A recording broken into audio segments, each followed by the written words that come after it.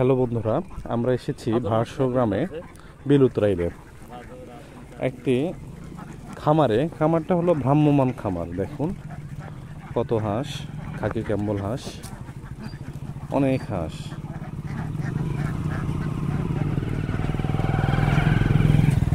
হাঁস পেলে স্বাবলম্বী, এটা সরকারি জায়গা।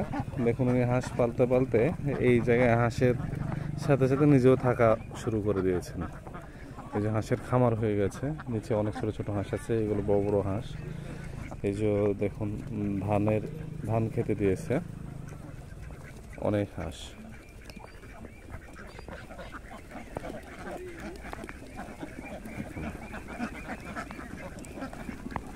খুব সুন্দর দৃশ্য। জায়গাটা জাস্ট বিলের মাঝ বরাবর।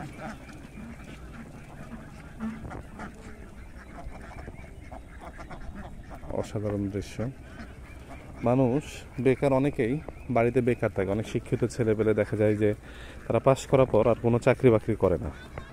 বাট তারা যদি একটু নতুনভাবে উদ্যোগ নেয়, চাকরি যে সব কিছু তা না, নতুনভাবে উদ্যোগ নিলে তারা অনেক কিছু করতে পারে। স্পেশালি দেখা যায় হাঁস পালন করে অনেকে স্বাবলম্বী হতে পারে। তার একটা উত্তম উদাহরণ এখানে। ইনি শখের বসে হাঁস পালন শুরু করে এখন স্বাবলম্বী হয়ে গিয়েছে। দেখুন, ভালো থাকবেন সবাই, খুব ভালো থাকবেন।